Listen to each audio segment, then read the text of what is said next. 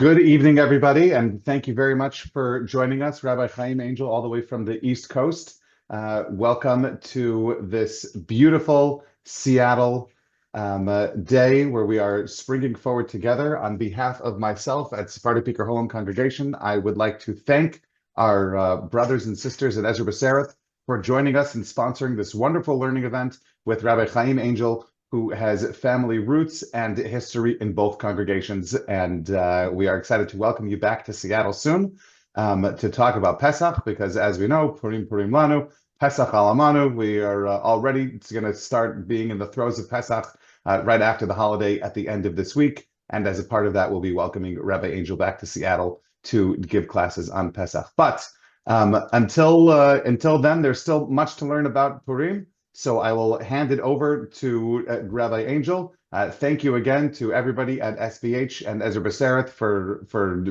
giving us this wonderful opportunity. We can't wait to learn from you, Rabbi. I'm muting myself, and the floor is yours.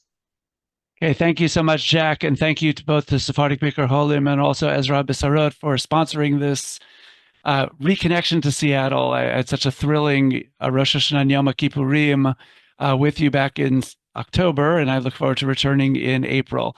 So Megillat Esther, the way that I like to do these Zoom shiurim, I'm very grateful, as I'm sure many of us are, for different career paths. Zoom was a miracle back when we needed it most, just to be able to keep up the learning in the community. It's really been great, but now it's good for things like this, to go to Seattle without having to go. I think my favorite, Seattle's cool. I ran an educators conference in Johannesburg and Cape Town simultaneously over Zoom a couple of years ago. That was really, really, really neat to be able to have that ability. So Purim, Megillat Esther is one of those things that, at least for me, brings back very fond childhood memories of finger puppets and art projects and skits and all these great things that we did. And of course, the story that accompanied it. When I started teaching at Yeshiva University, it was my fourth semester as a teacher there, teaching Tanakh, advanced courses there. I had this awesome stuff from a lifetime of learning it and preparing it and hearing some fantastic material on it and reading so much. I'd prepared all summer. I was ready for Megillat Esther. And it was the first time I was ever going to teach it at the college level. I couldn't wait.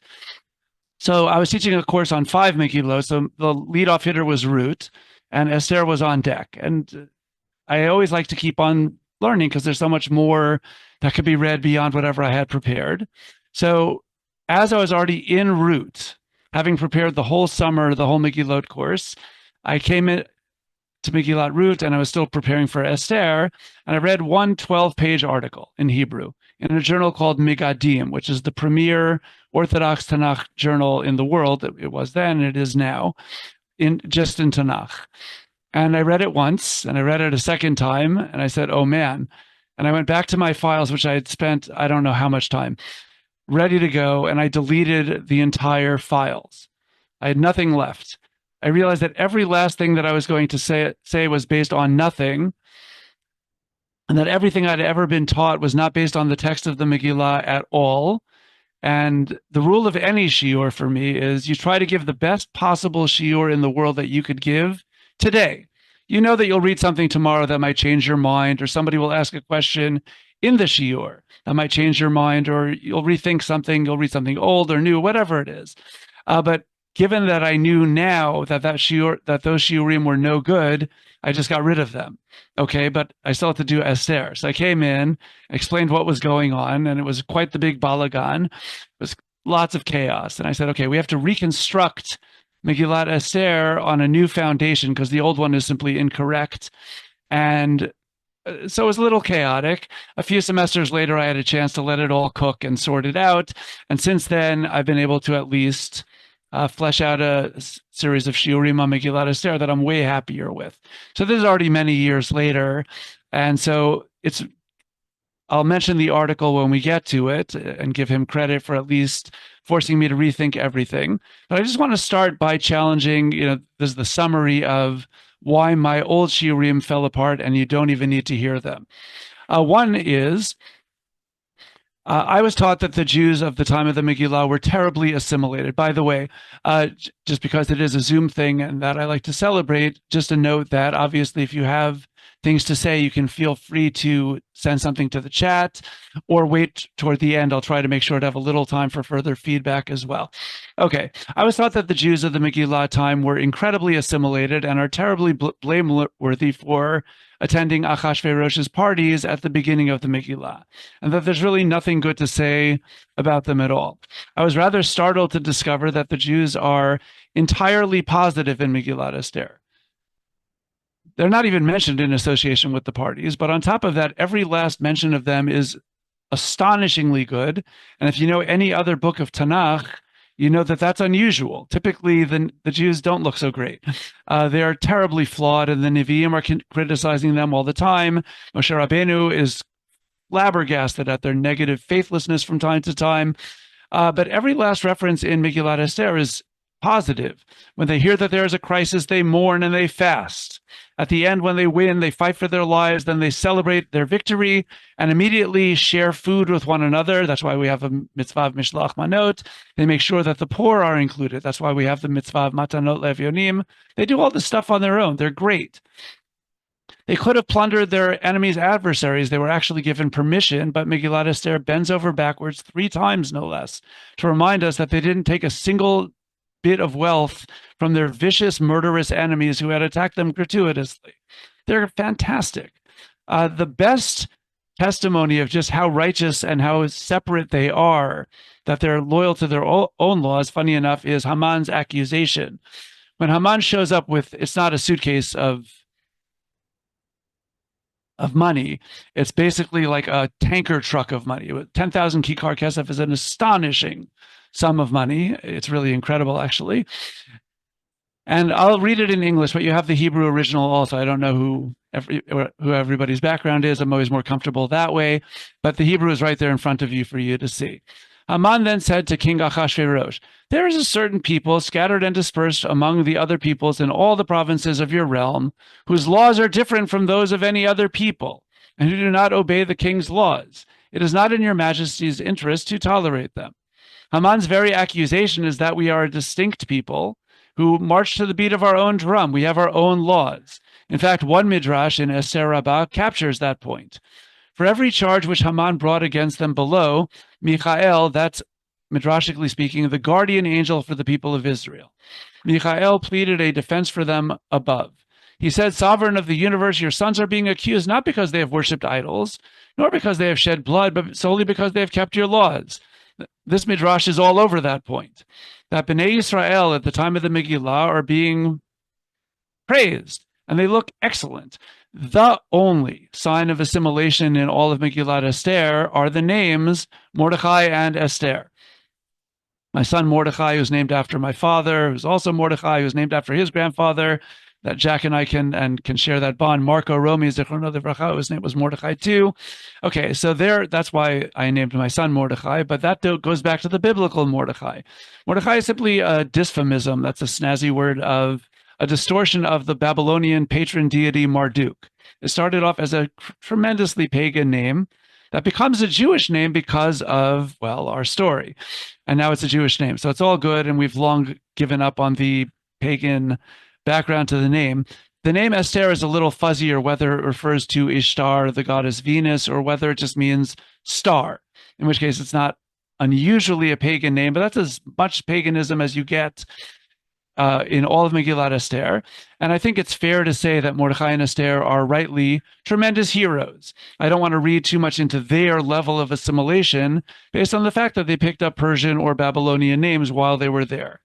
There's a Talmudic passage that I was taught as a kid and as an adult, once again, to try to prove the assimilation of the Jews. But funny enough, this very passage rejects that rationale. So it's worth reading it just for the sake of learning methodology. At source number 3, Rav Shimon Bar Yochai was asked by his disciples, why were the enemies of Israel in that generation deserving of extermination? Footnote, if you're not familiar with Talmudic terminology, when it says, why were the enemies of Israel in that generation deserving of extermination? What that means is, why was Israel deserving of extermination? Okay? It's just that the Talmud doesn't like to say this. Rashi points this out right away. And that's simply what the Talmud means. This is how they talk when they're talking about the destruction of the Jews. So I have to say it, therefore, 27 times in a sentence, destruction of the Jews, to clarify what the Talmud is scrupulously avoiding having to say. Okay, but that's what it means. He said to them, do you answer? They said, because they partook of the feast of that wicked one. Oh, there you go. They participated in the party. So that's what I was taught as a kid, just this line in the Talmud, ignoring the fact that the very next line, he said to them, if so, those in Shushan should have been killed, but not those in other parts. He rejects their answer. He says, that's wrong. There were no Jews at the first party. The first party was 180 days long. It was for the governors of all the different provinces. Okay, maybe 3 Jews rose to the top in their respective provinces. I don't know. But we're not talking about a Jew-intensive party. Okay, then there was the second party of Shushan, where presumably everybody was invited, and presumably Jews went. Okay, that's true. Wouldn't you go? I would go. I would eat the carrot sticks. But I would go because the king invited me to come to the party. We'd all come. We'd certainly send a delegation to this party. There's nothing bad about that whatsoever. In fact, that's quite good manners, and you wouldn't be endangering the entire Jewish community by snubbing the king as a community. Why in the world is that bad? If they ate the non-kosher food or participated in other inappropriate conduct at the palace, okay, that's a problem.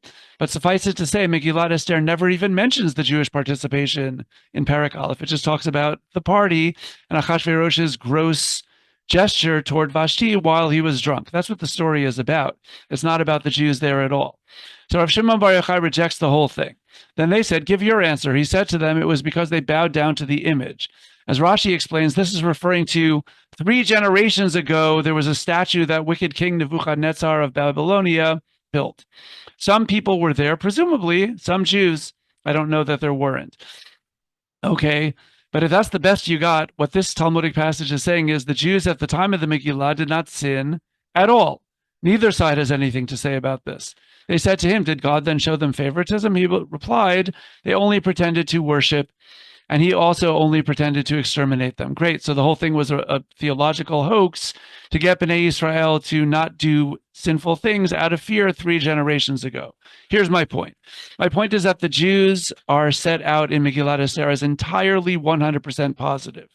The text says this Talmudic passage, which is often used against them, says the same thing. The only reason for the decree of Haman in Megillat Esther is not a sin. What is it? The fact that Mordechai refused to bow to Haman. That got us all into terrible trouble. Okay, but that was certainly not sinful behavior. It was simply a move that led to a very serious threat. We'll get back to that point in just a little while.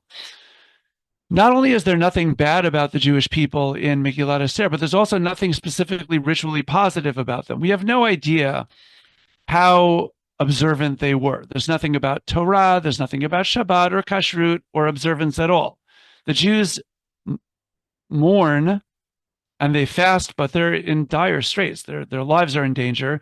We don't get any sense that they are deeply religious. Not only that, but God's name, as is well known, appears a grand total of 0 times in Megillat Esther. That is seriously so weird.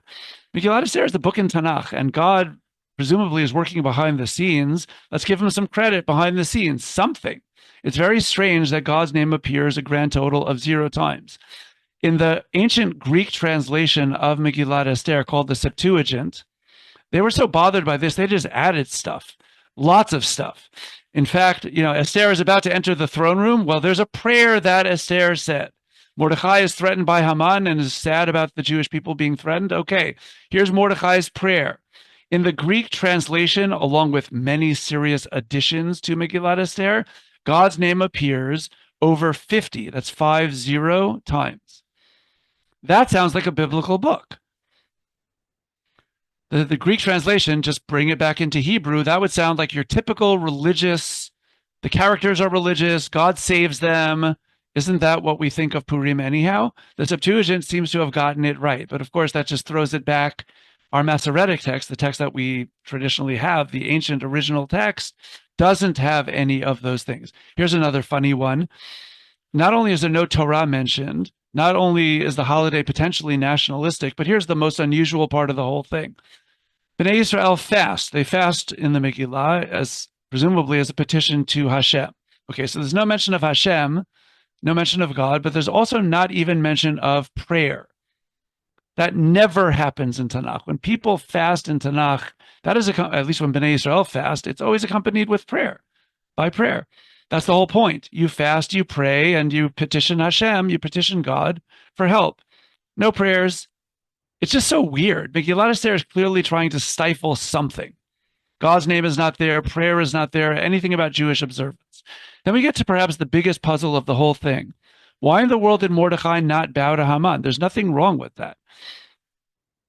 Haman was a high official of the king, and if the king orders everybody to bow, you bow. There's nothing wrong with bowing to a king. In fact, in Megillat Esther, Esther herself later on in Parachet bows to Achashverosh, and nobody says peep. She's not worshiping him. She is petitioning the highest man in the world. So it's a sign of respect. Natan Navi bows to David HaMelech. You better believe neither David does not think he's a deity. Natan Navi is not worshiping David. He's showing respect to the king. That's a normal thing to do. Why in the world does Mordechai not bow? It's actually a bad problem because Mordechai sets off the whole problem. Yeah. It sets off everything. Yeah, exactly. And for what reason? But he must have known that he would at least be putting his own life in danger. He may not have realized that all Bnei Israel would be threatened. He might not have realized that Haman was not only wicked, but he was a sick guy who decides that, oh, I'm mad at Mordechai, let's kill all of his nation. Okay, Mordechai may not have anticipated that extreme reaction, but he certainly should have realized that he would die. You're publicly showing disdain to a king's decree, you ain't going to make it. And he would have known that. Why in the world is he putting his life in danger? So the truth is, Megillat Esther gives no answer to this very basic question. Here's the text in play. It's in source number 4. All the king's courtiers in the palace gate knelt and bowed low to Haman, for such was the king's order concerning him. But Mordechai would not kneel or bow low. Then the king's courtiers who were in the palace gate said to Mordechai, why do you disobey the king's order? What are you doing? You can't disobey the king. When they spoke to him day after day and he would not listen to them, they told Haman in order to see whether Mordechai's resolve would prevail. For he explained to them that he was a Jew. It is not even clear that Mordechai's Jewishness is the cause for his refusal to bow. He just told them in the course of conversation that he was Jewish. But even if his Jewishness is the cause, I have no idea what the problem is. There's nothing wrong with bowing to a king's high official. And so this is such a problem that Midrash Rabbah, Esther Rabbah here in source 5, has to invent an answer. Was Mordechai then looking for quarrels or disobedient to the king's command? When you read the text, that's all you have. So that's the pshat of the text. But the question is, how could this be? So they answer, the fact is that when Achashverosh ordered that all should bow down to Haman, the latter fixed an idolatrous image on his breast for the purpose of making all bow low to an idol, bow down to an idol. Wow, so Haman goes from being this megalomaniac evil guy to pagan outreach director, where suddenly he's wearing an idol and with great self-satisfaction is pleased that everybody is paying homage to his God. Lovely, but suffice it to say, A, there's no idol in our story here, or in fact, anywhere in Megillat Esther. Megillat Esther is simply not about idolatry. Yes, the king and the Persian Empire, they were pagans, we all know that, but that's simply not the focus of any aspect of Megillat Esther at all. So it's always a fun question to ask. You have a midrash who could put an idol on Haman's breast, and it's like, okay, now at least it makes sense. What's Ibn Ezra supposed to do? He built his whole career as a parshan as, I'm not going to defer to the midrashic readings, I'm faithful to the text alone. So what does he do here? The answer is, he's stuck. Source 6, I just have this in the Hebrew, okay? Yichra v'yishtachaveh, yidu'im v'nachon ma shedarshu razal. Ki tzurat tzelem v'avodah zara hayu bivgadav o al mispanto. It must be that the midrash of source number 5 is right, says Ibn Ezra, because I cannot make heads or tails out of the text as it stands. It doesn't make sense that Mordechai would refuse to bow. So, but that just throws the question back onto the text, which is what I'm trying to do. What we have here is a weird story where the Jews are totally good, but we don't know a thing about their religious commitment. We don't hear about God. We don't hear about prayer. We have no clue why Mordechai does not bow. So all of a sudden, now you understand why I had to delete all of my files, because I thought I had great answers to all these things. But I'll just add really quickly, Rabbi, that Jack Haleva wrote in the chat, and this perhaps will take us to the original name of the class. Could be. I was always taught no bowing to anything or any person. hold on, now I'm scrolling down. There you go. No bowing to anything or any person. I was taught the same thing. So I'm all with you, Jack. The only thing is that that's simply wrong. You can bow to a person when you're showing sign of respect to the king. So, example, when Esther bows to Achashverosh later in the story, what in the world is she supposed to do? That's what you do. If you and I were in the king's throne room, you better believe we would bow also. We would have to. It's royal protocol. It's the right sign of respect to the king. In no way would we be worshiping him, of course, because that's not the point. We're simply showing great respect to the greatest man in the land. And so, yes, I was taught the same thing, but the message doesn't match what the Megillah does. So that's why we're left with this hole. I was shocked actually at how big that hole was, because again, Megillat Esther is one of the most familiar texts. It's not one of these. It's not like teaching Zechariah. Zechariah is actually easier to teach. It's a much harder book, of course. But when I teach my students in college, they have no baggage. They've never learned it before. So it's just baffling. So we can actually work through what we can or cannot figure out from the text. With Megillat Esther, like it or not, many of us do come in with a tremendous amount of education, which is a good thing. I'm all pro education. But much of this education, particularly when it comes to the Megillah, simply does not match the text's messages at all. So what I like about this situation is that there's a loss. This is good for learning. There's a total loss of control here, where you thought you knew it, and then you realize you don't. Oh, but then what does it mean? So finally, now I can give credit to the article that set me on this path. The rest of the shiur will not all be him. But without him, I don't know where I'd be. I'd probably still have those files intact, possibly tweaked a lot over the years, but I would not have realized that everything that I'm trying to teach simply does not match the text of Megillat Esther that I'm pretending to teach. Okay, so here's the article. I'll just put it in the chat for the sake of giving him full credit.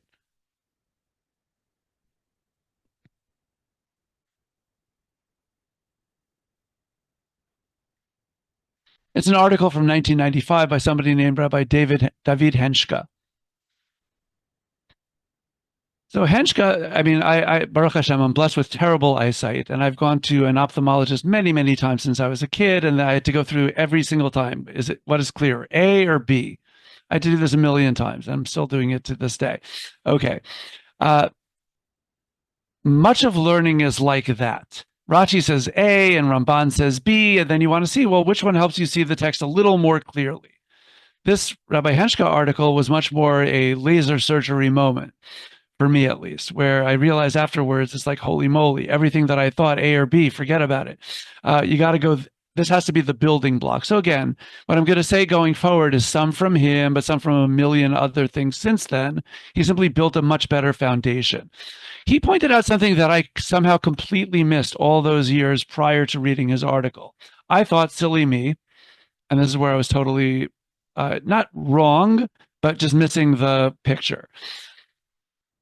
I thought that the story was about Mordechai and Esther and the Jews taking on Haman and his evil allies, and we won. And so we have Purim because we beat Haman, and that's great. And then we throw in, and God was helping us behind the scenes. Okay, this is all good, except I missed something very vital, which somehow I didn't even notice. I'm just going to say it super bluntly, way more bluntly than Rabbi Henschke does, because it'll just help make the point stronger. Okay, watch this. Esther, Mordechai, Haman don't matter in Megillat Esther. They don't matter at all. They're useless. I mean, I like Mordechai and Esther very much, and I do loathe Haman. Don't worry. Haman really is that evil, and Esther and Mordechai really are that amazing. But none of them really matter. In fact, they know that they don't really matter because they have zero power. They might hold very high ranks, but they equal zero next to Achashverosh. You know, that moment of truth, Mordechai tells Esther via messenger, you got to go in there. You have to plead to your husband to help save the Jewish people. We're in dire straits. Haman and his men are going to kill us on the 13th day of Adar. Esther is like, So what if I'm the queen? Source 8. All the king's courtiers and the people of the king's provinces know that if any person, man or woman, enters the king's presence in the inner court without having been summoned, there's but one law for him, that he be put to death. Only if the king extends the golden scepter to him may he live. Now, I have not been summoned to visit the king for the last 30 days. It's not use your power as queen.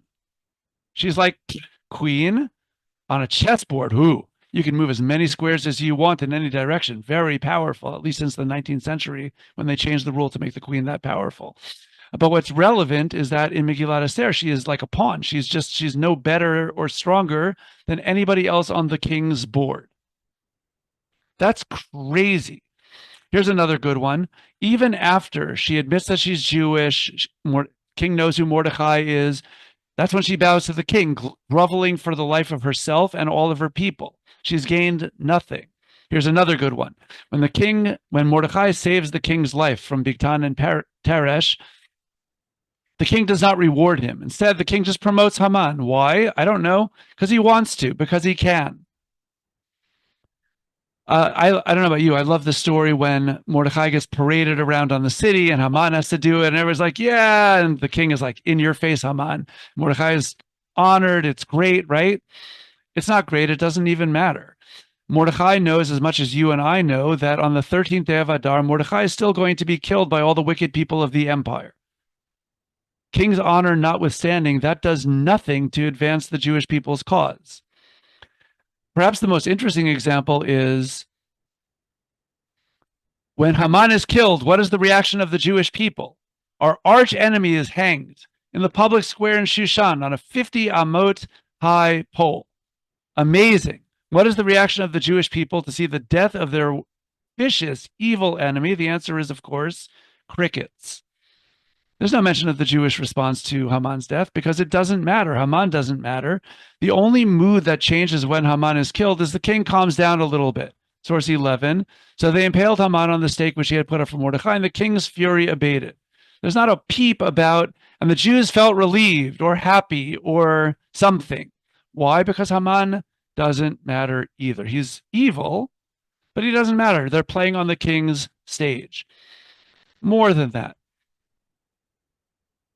Mordecai and Esther at the end of the story, I'm very visual. So I always picture that they're standing on some balcony. Esther's royal veil is blowing in the wind. The sun is setting. It's a beautiful scene. But if you're paying attention to the story of the Megillah, all Mordecai and Esther are at the end of the story are just the next Vashti and Haman. And look what happened to them. They got on the king's bad side, so they're no longer part of our Megillah. Bad news for them. But Esther and Mordecai are no less vulnerable at the end of the Megillah than Vashti and Haman were during the story. So things stop at a moment that's good for us. I'm happy about that. But they don't have any power at all. If the king changes his mind tomorrow, if somebody else shows up with another tanker truck of money, well, who knows what will happen next. The biggest problem with the Megillah, reading it as Mordecai, Esther, and the Jews versus Haman and his allies, though, is different. Why is Perek Aleph? Why is the whole first chapter there? The king threw parties, lavish parties, loads of amazing food and drink and fabulous fabrics all over. That's lovely. Kings do that kind of thing. Emperors really do this kind of thing. But honestly, so what? If you and I were writing the story, well, I won't speak for you. I'll speak for me. If I were writing the story, I could do this. Once upon a time in Shushan, there was a king. His name was Achashverosh, and he needed a wife. And so his advisors say, hey, let's have a beauty contest. I just saved you a whole perek. And then he found Esther, and the rest is history. If it's Mordecai, Esther, and the Jews against Haman and the allies, you could skip Perek Aleph and not miss a beat. But easily the most anticlimactic moment of the whole Megillah, and honestly one of the most anticlimactic psukim in the entire Tanakh, is Perek Yud. Perek Tet, this 9th chapter. What happens? The Jews fight for their lives. The Jews of Shushan need another day to fight for their lives. They fight. They win. It's great. They make a holiday. Mishloach Manot, Matanot Levyonim, Mordechai and Esther write down the text of the Megillah, what becomes the Megillah, or at least some proto-Megillah, whatever they wrote down, but they wrote down the story. This becomes an annual holiday. Guess what, folks? This is an excellent moment to say the end. And instead, Perek Yud, which is just 3 psukim, 3 verses, comes in, source 7. King Achashverosh imposed tribute on the mainland and the islands. How nice. A king taxes his subjects. Yes, kings do that sort of thing, and it's not at all surprising to me that Achashverosh did it too. But to be perfectly honest, not only so what here, but it's worse than that. It's such a downer. Who needs this at the end of this great victory and the establishment of Purim? Isn't that why we're reading Megillat Esther right now? Perek Tet was the place to stop, not Yud. That's the point. Here's the real story. And this is what Rabbi Henschel contributed to my understanding of the world. So I'm just going to take that ball and for the rest of the evening, run with that. Achashverosh is the character of the Megillah. Everybody else is playing on his stage. The reason why the Megillah begins with the king's power and glory is because the story is about the king's power and glory. The reason why it ends with the king's power and glory, taxing the empire. If you want more about him, go check the Persian Chronicles. You'll find everything you need to know. It's because the king's power and glory is the story. More than that, if you're a math person, you'll appreciate this one. All of Megillat Esther combined is 167 verses long. If you talk about the term Hamelech, just the king, referring to Achashverosh, that appears a whopping 200 or so times in Megillat Esther. If you're good at math, you know that that means it's more than once per pasuk. That's crazy. I'll read one pasuk. I don't have it on the screen, but I can get it quickly. It's worth it, just so you can hear this. It's the very first verse in chapter 5. And just listen, I'll read with italics to make the point.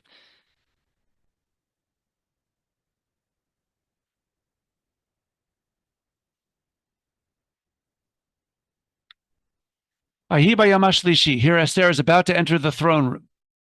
Vatilbash Esther Malchut, Vatamod Bachatzar Beit HaMelech HaPenimit, Nochach Beit HaMelech, VeHaMelech Yoshev Al Kisei Malchuto Beveit HaMalchut. Wow, 6 times, and I'm not quite even done with the pasuk yet. That's crazy. If you're just listening to the Megillah, listen on Purim, you'll see for yourself. You're going to hear this HaMelech thing drumming over and over and over again. And I just have to find you again. I can do this. There we go. Hello. To the point of, wow. So let's just say this more bluntly too. Wow. The Melech is mentioned some 200 times. Oh, and God is mentioned 0 times. And everybody in Megillat Esther is playing on Achashverosh's stage. Oh, how about the rest of Tanakh where everybody is always playing on God's stage? Maybe the point is that Achashverosh is eclipsing God in our Megillah. And not only that, but maybe his palace is eclipsing the Beit HaMikdash. Example. I'll describe the scenario. You tell me what I'm describing. One Jew who represents the entire Jewish people is about to enter the king's throne room. He is fasting. All the Jews are fasting. Entering the king's throne room is literally a death threat to the person who's entering. If any false move, any displeasure by the king, you're dead. And the person is going to plead on behalf of the people of Israel. Okay, so what am I describing? The Beit HaMikdash. The Beit HaMikdash in Yom Kippurim, right? The Kohen Gadol is entering the Kodesh Kodashim, God's throne room. Everybody's fasting. The Kohen Gadol is going to plead for our lives, and the Kohen Gadol is literally in peril of death. In fact, they had to really brief him in advance to make sure he had his head entirely focused. What else am I describing? Esther is fasting. The Jews are fasting. Esther is going to enter the king's throne room at pains of death to plead on behalf of her people. That was the clincher for me, by the way. When I read that parallel, I'm like, holy moly, he's right. Like, this is too good to be true. I don't think that this is coincidental at all. And suddenly you appreciate the party in Perek Aleph. It's not just some gratuitous emperor throwing lavish party for governors and his local townsfolk. Give me a break. That's not Tanakh worthy. What is Tanakh worthy is if he is doing that, and I'll describe it in a different way so it sounds a little more familiar. All the people of the world are flooding to celebrate the glory and honor of the king. Well, Yeshayahu envisioned something like that, but he had a very different picture. In source 12, many people shall go and say, come, let us go up to the mount of the Lord, to the house of the God of Jacob, that he may instruct us in his ways, that we may walk in his paths. For instruction shall come forth from Zion. the word of Lord from Yerushalayim. That's what's supposed to be. The Beit HaMikdash stands, Hashem is the king, and all the nations of the world come flooding to honor Hashem and to live a righteous life that comes with that. Instead, we open up Megillat Esther. God is nowhere. The Beit HaMikdash is off to some far-flung corner of a huge empire. Shushan is the place to be. Achashverosh has occupied God's role. His palace is occupying the Beit HaMikdash's role, and all the nations of the world are flooding to him to celebrate his power and glory. He's just doing a normal king thing. He's not doing anything bad at all. Anybody who goes to this party is doing nothing bad at all. But we as Jews should be heartbroken because this is the wrong picture of the way things should look. Okay, so once you have that in place, then you can start appreciating the irony of the Megillah. Oh, even before we get to the irony, the Talmud was all over this type of parallel. You have source number 13, just to give one of many examples. When he showed the riches of his glorious kingdom, and the word is tiferet in Hebrew, Rabbi Yosei Bar Chanina said this shows that he arrayed himself in priestly robes. He wasn't wearing priestly robes. He was wearing royal Persian emperor type of clothing. But the Talmud understands that he's replacing the Kohanim. He's replacing the Kohen Gadol. It is written here, the riches of his glorious kingdom, and is written elsewhere in connection with the priestly garments for splendor and glory. The Talmud has it spot on. It's not the pshat. If you think he's wearing the Kohen Gadol's garments, that's incorrect. But what he is doing is replacing the Kohen Gadol and the Beit HaMikdash with his own regalia and with his own palace. Hang on one second. I see some chat activity. Uh-oh, I've reached the recording limit for my plan to record longer meetings, explore other plans here. Jack, you heard that? Oh boy, SBH should have paid for the premium package. Yeah, all right, I'll deal with that on my end. Okay, so deal with that. Okay, I'm going to keep going. Yeah. Oh, I think it's just the note taker. I think we're still recording. We're good. Oh, okay, good. Alrighty. So we should be heartbroken over the party, not because anything is bad about a party thrown by an emperor to his citizens, but because it's replacing God and the Beit HaMikdash. Now we get to the irony of the Megillah. For all of Achashverosh's eclipsing God's position, he is a drunk, disgusting guy. He's the same guy that I remember from when I was a kid, but that's really true, and that's actually part of the point of the Megillah. He's subservient to his own laws. He says, oh, sorry, genocide against the Jews? Well, I feel bad, but I can't undo my own decree. Sir, you're the king. You're the emperor. You can make the rules, change the rule, but he doesn't. He shows subservience to that. He promotes the wicked Haman for no reason in the text, right after Mordechai saves his life, and he does nothing. My favorite one is this Talmudic, well, first the biblical passage, when Esther finally gets Achashverosh and Haman into the second party. She finally reveals her identity. And she says that there's some wicked scoundrel who wants to kill me and my people. Thereupon King Achashverosh demanded of Queen Esther, who is he and where is he who dared to do this? The adversary and enemy, replied Esther, is this evil Haman. And Haman cringed in terror before king and queen. What a great moment, right? Love it. But the Talmud sees through what Esther says. If you look at source number 15, then Esther said, the adversary and enemy is this evil Haman. Rabbi Elazar said, this informs us that she was pointing to Achashverosh, and an angel came and pushed her hand so as to point to Haman. The Talmud sees right through it. It's a very colorful Talmudic way of saying, but what's the point? The real culprit is Achashverosh. When Haman showed up with that huge bribe, it's really a lot of money. It was we have numbers. It was some 58% of the gross national product of the entire Persian Empire at that time. 10,000 kikar kesef is an exorbitant sum of money. But the point is, Achashverosh could have said at that moment, I'm sorry, I don't take bribes. This is genocide. That's evil. No, you're not going to attack the citizens of my reign. Not only that, but I think I made a bad choice by having you be the second in command. You're done. You're hanged. If Achashverosh had the slightest moral backbone at all, the story never would have happened because Haman is nothing. He's wealthy as can be, but Achashverosh had all the power. If Achashverosh did not hand him over the ring in exchange for the bribe, we would have no Purim story. That's what the Talmud is saying in very colorful fashion, that Esther was going to point to Achashverosh, but the angel came and pushed her hand away. That's just a colorful way of saying Achashverosh is the real culprit. Elsewhere in Masachet Megillah, source 16, Hu Achashverosh, that is Achashverosh. This means that he persisted in his wickedness from beginning to end. You might have missed that. You might think that Achashverosh is nice at the end of the Megillah, because after all, Vashti is gone, Haman is dead, Mordechai and Esther are in charge, he's treating them well, the Jews are saved. Maybe he's actually gotten better. The Gemara says, no, he isn't. He simply always acts for his own interest. It just happens that in our story, the second part of the book is when he acts, his interests match what's good for the Jews. But tomorrow, if what is in his interest isn't good for the Jews, well, that's too bad. He has no moral backbone at all. And that's really the point of the Megillah. There are two types of evil in our Megillah. Haman represents Amalek. That part doesn't change. Haman is pure loathing, hatred of the people of Israel and our value system and wants us dead. But then there's Achashverosh, who is utterly and totally amoral. He doesn't hate us. He really doesn't. He doesn't care about us. He doesn't care about anybody. What he cares about is his own interests. So when Haman shows up with a vast sum of money, well, that's in his interest to receive it, even if that means some nation, Nebuch, will have to be exterminated. Not his problem. Later on, when Esther comes pleading to him and he loves his wife, okay, let's help my wife and I'll calm down when I eliminate Haman. So why didn't Mordechai bow? Circling back to that question. The Talmud gives a profound dual answer in source number 17. Now, when Mordechai knew that all was done, what was his cry? Says good old Rav and Shmuel, first generation Amoraim. They're always arguing with one another. But here I think that each one speaks to a level of truth in this Megillah.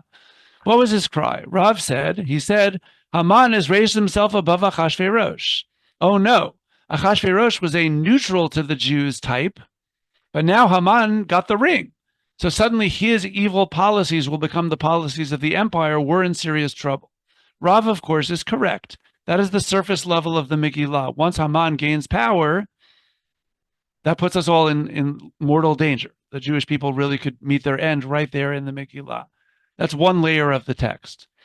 But then Shmuel said, the upper king has prevailed over the lower king. The upper king, of course, refers to God, and the lower king refers to Achashverosh. So once again, wow, two euphemisms in one source sheet. It means the opposite, as Rashi explained. It means, oh no, Achashverosh has defeated God. That's the deeper level of what the Megillah is all about. Achashverosh has completely eclipsed God. His palace has completely eclipsed the Beit HaMikdash, and his amorality has completely eclipsed God's demanded morality for the world. So why did Mordechai not bow? Because he's fighting on two fronts. Evil Haman is in front of him. You can't tolerate Amalek. If you bow to Amalek, evil prevails in the world. Haman needs to be stood up to, even if that means Mordechai is going to get himself into trouble. You need to have a moral, courageous backbone against Amalek, Haman. But you also have to take a courageous stand against amorality. People who seem nice enough and law-abiding, but really have no value system at all. They simply promote their own self-interests. And when they do, Haman's could rise just as easily as Mordechai's can rise. The good guy does not always prevail. Typically, it'll be the richer or the more powerful one that's going to prevail. And so Mordechai has to stand up against the king also. He knows he's putting his life in danger. But if he doesn't stand up against these two forces of evil, evil wins. And Mordechai is not going to let that happen. That's why he's such a hero and why he's such an incredible model to us all and what Megillat Esther is all about. There's one last leg of our journey, and then the rest will just be, I'll turn it over to you for further comments and questions. There's a halachic question that is a really interesting question that Masechet Megillah raises. Why in the world do we not say Hallel on Purim? I'm never in favor of elongating the service more than necessary, but Hallel seems to be a good idea.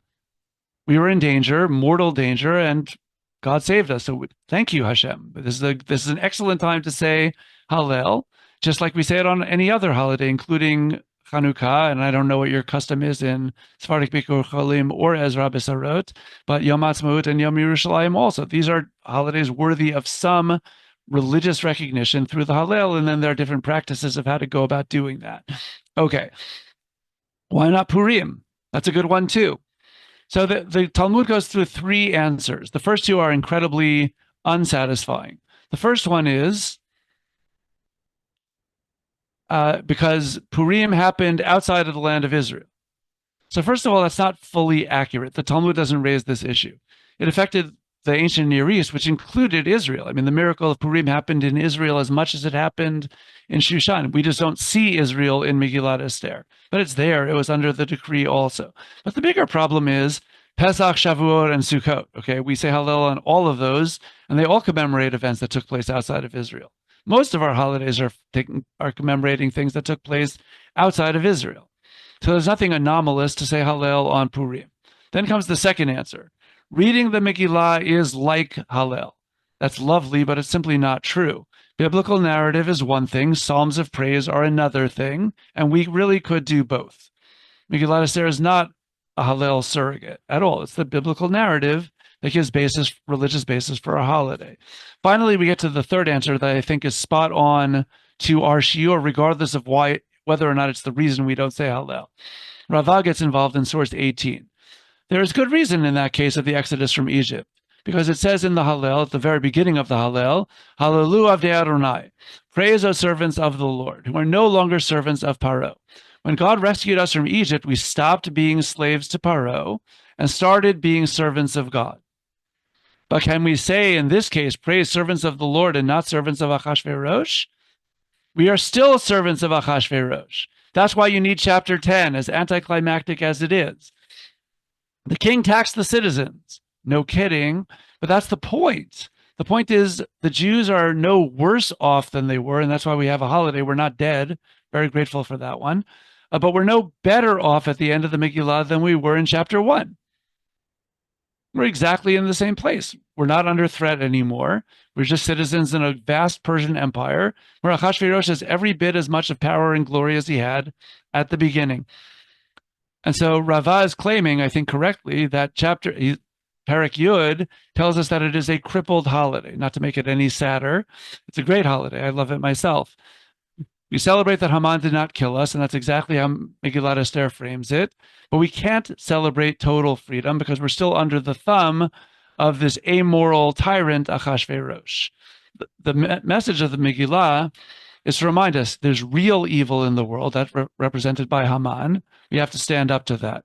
But we have to be careful about the Achashveroshes of the world also. When I'm not referring to anybody today in particular, no political figure, no anything else. You could fill in your own blanks. I would have given the shiur 5,000 years ago too, because it's still a good message then, and you could just plug in different names then. When world leaders or other powerful officials fail to have a true moral backbone for what is really right and what is really wrong, and stand for personal self-interests, then Achashverosh is still in charge. And we need to stand against that too. And I think that that's really one of the strong messages that comes out of Megillat Esther. We pray that one day, hopefully soon, we will once again have the Beit HaMikdash, not just the building, but what it represents, that Malchut Hashem, God's kingdom, should be at the center, where all the nations of the world come flooding to the Beit HaMikdash to serve God and to live to the true moral backbone standing that God and the Beit HaMikdash represent. And that's what Purim, I think, is really all about. With that, I turn it over to you for questions. You could still use chat if you'd like, but now also you could signal me with one of those cool hand-raising things. So I'll get us started here. Great. One of the things that we learn in school, I don't remember what grade, but that's keeping true to the title of the shiur here, is that when the Megillah says Melech or HaMelech, it could at any given time be interchangeable with Hashem. The most notable example that they give is when Achashverosh couldn't sleep and he wakes up and he reads the book and he remembers the good deed. So I'm curious if you think that plays any role into this. You're right. The source is I'm pretty sure it's Esther Rabbah 3:10. I don't have it in front of me, but I'm pretty sure that's where it is. And I think that midrash actually speaks to the heart of what the shiur is all about. If you take that in the pshat level, the Megillah becomes incomprehensible. If God is an insomniac, really, or any of the examples, the king's heart was gladdened with wine. It's not talking about Hashem. It's talking about King Achashverosh, the mortal king in our story. But if you take it on the conceptual level that I'm describing, that Achashverosh is replacing God's role in the Megillah, I think that midrash is central to that whole approach. So yes, thank you for calling attention to that. Yeah, I'm sure there are more questions. And the shiur was good and all, but there's always stuff to comment and question Yeah. about.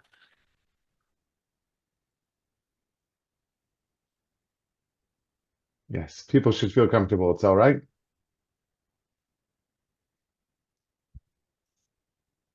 Okay, yes. Rabbi Dan Gonesman, also from New York, Oh, has a hello, question. hello. Yeah. Hi. A different question. I missed the beginning. I don't think that you discussed it. I heard you discuss on a different shiur one time an idea that Agag, the fact that we say that Haman comes from Agag is not necessarily Amalek. So now that we're after Parshat Zachor, I was wondering if you could just speak about that and the role that Amalek does or does not play in the Megillah. So very good. So Haman 5 times in the Megillah is called Ha'agagi. So the question now is, well, what does that mean? And it's too easy and tempting to say that it traces back to the king Agag, we just read about in Shabbat Zachor. There's a technical problem with biologically tracing him back to that king because how would he have any children? Shaul and Co killed men, women, and children there. They spared the king alive, but now he's in chains and he's dead by the end of the parak, right? So the likelihood of him somehow breaking free of those chains, finding some other Amalekite woman who somehow survived Shaul and his army is obviously beyond remote, and it's a very difficult argument, right? But still, scholars today point out that Agag also is a Persian and Elamite name. So it could very well be that Haman had a father whose name was Agag, and that would fit into that setting in the 5th or so century BCE in Persia or Elam, which is a neighboring country over there. But now we can go back to your point, which is, but still, why would Megillat Esther take the trouble to tell us 5 times that he is Agagi? It's a very easy case to make that Megillat Esther itself is trying to get us to make that mental association with King Agag of Amalek. Not on a biological level, just like we would call the Nazis and many other people today Amalek, and hopefully we don't use that term casually. But there's some wicked people in the world who certainly fit that bill. We have no qualm saying that they are Amalek, but we don't mean that in a biological way at all. We mean that in a conceptual way. These people are genuinely evil people. So it sounds like Megillat Esther is thousands of years before us doing exactly the same thing to Haman. The flip side, just to round out your point, is that there are midrashim that link Mordechai and by association, I guess, Esther to Shaul. So it becomes this great rematch, right? That they are descendants of Shaul. Haman is a descendant of Agag. Here we go, take 2, and this time we get our man. This time we really win, right? It's much better than the first time when Shaul sadly failed, and then I'm getting sad just thinking about what happens to him after that. It's a very miserable second half of what we call today Shmuel Aleph. Okay, Ibn Ezra already objects to that association because after all, you have Ben Yair, Ben Shim'i, Ben Kish, Ishimini. So yes, Shaul had a father whose name was Kish. But if Megillat Esther at all ever wanted us to think that Mordechai is descended from Shaul, here's a good idea. Ben Yair, Ben Shim'i, Ben Shaul. Just link him to the king. It's too easy. The fact that Megillat Esther does not do that suggests that Kish was simply the name of Mordechai's great-grandfather, not his distant Benjaminite ancestor going back to the royal heritage of Shaul. So to be fair, it could still be that he is a descendant of Shaul. I mean, it was a very meaningful Rosh Hashanah and Yom Kippurim, but I knew this would happen, but it was really fun that after I spoke however many times over Rosh Hashanah and Yom Kippurim, I mean, Jack would appreciate this also on a personal, but also, your crowd too. How many people came over and turned out to be like my third cousin once removed? Just because at some point, the Jews who stayed in Seattle, everybody at some point marries everybody, and then everybody has some family connection. That was so much fun. So I was meeting all these long lost cousins. It was really very special for so many reasons. So you can imagine that Mordechai and Esther truly might be descended from Shaul. They might have Shaul somewhere on their family tree. But Megillat Esther certainly does not wish to make that point. I think Ibn Ezra is correct because it could have. Okay, thank you very much. We have mincha momentarily here in Seattle, 3 hours earlier. So Thank you, Katzman. I will tell you just thank you. I want to thank also as Rabbi Sarot for hosting together with us SBH and may we continue to do more joint programming. We love it. Thank you, Rabbi Angel. We will see you in a few weeks. Thank you so much again. Thank you all. Thank you to Sephardic Bikur Cholim and to Ezra Besarot. I wish you all Purim Alegre, Purim Sameach, and I look forward to being back in your community right before Pesach, but not Shabbat HaGadol. Okay, take care and thank you very much. Thank you.